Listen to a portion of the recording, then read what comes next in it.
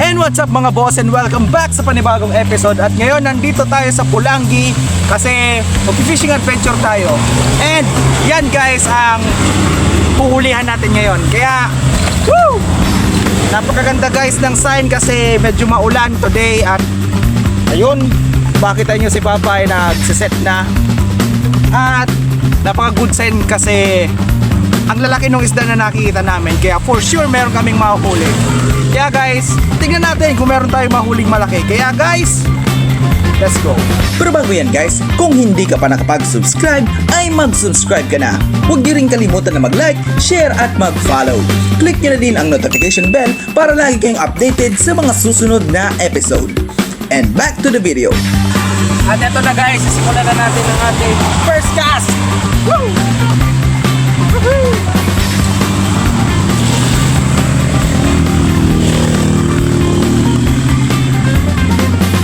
At eto na.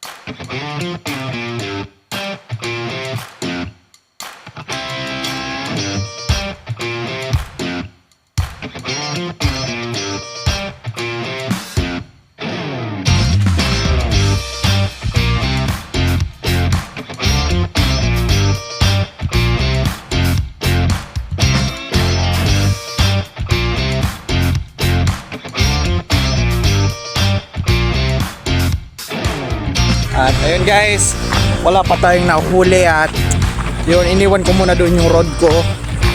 Tsaka pupuntanan ko si Papa kasi iba yung spot niya. Tsaka tignan ko lang kung meron siyang nahuhuli doon. At ayun nga guys, yan o, ang ganda ng view. Kaya medyo maulan nga lang pero goods pa rin. At ayun nga guys, wala rin nahuhuli si Papa kasi ang daming tubig oh. Yan. Ano? Masibak po dito. And ayun nga guys, dun sa part ni Papay wala rin daw nahuhuli. At ang sabi daw kasi nung mga locals is masyado maraming tubig. Kaya ayun, wala rin talagang mga isda today. Kaya tignan na lang natin kung ano mangyari. Pero feeling ko wala na talaga to eh.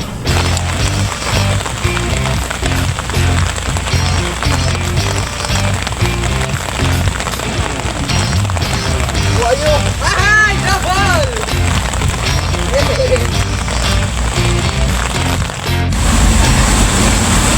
At ayan guys, nakahuli na tayo, dalawa. So ayan, ibig sabihin yung mga isda ay nandun sa gilid ngayon. Kaya dun ko to ilalagay.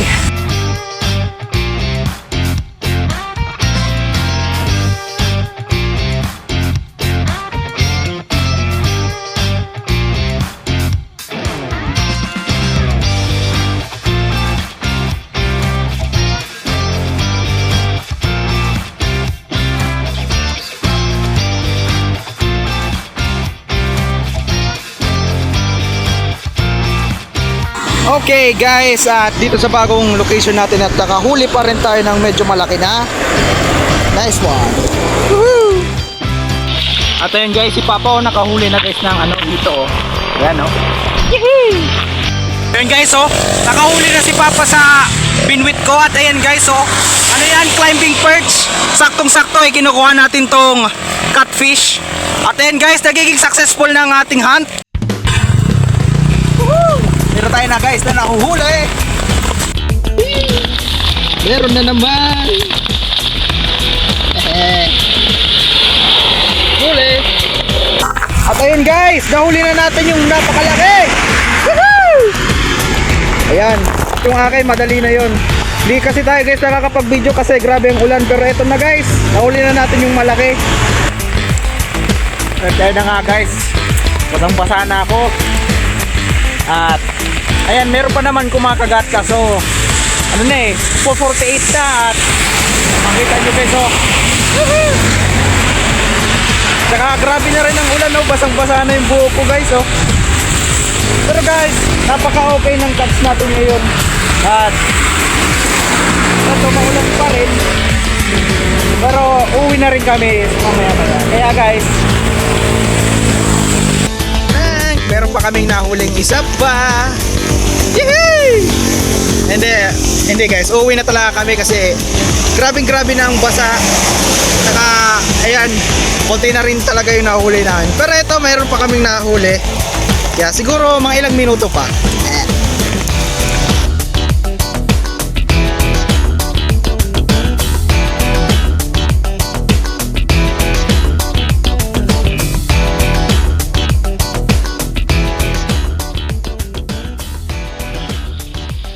So ayun na nga guys, at ano, nandito na tayo sa bahay.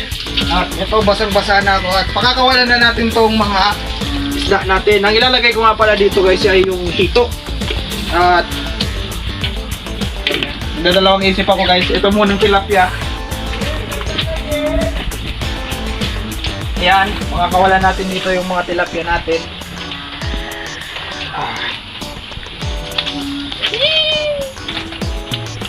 Yeah.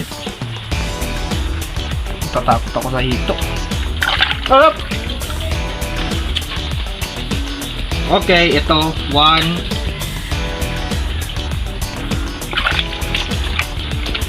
Tatakot talaga ako sa hito. Hindi ko pa tinanggal yung ano niyan eh.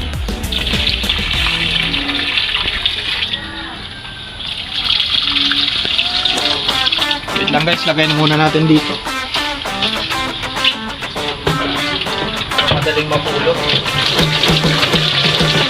Ayan guys, yung nahuli natin no. Oh, dami. Kunin muna natin itong mga tilapia. 1.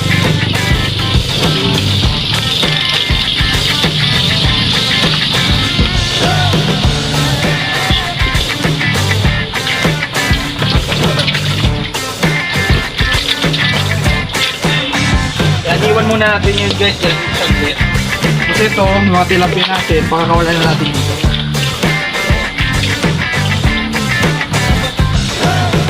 Hop! At ayun. Yan, nakuha na natin. So ayan guys oh. Ilalagay natin siya dito. Hop! Boom! Ayun na yung dito natin. So ayan guys.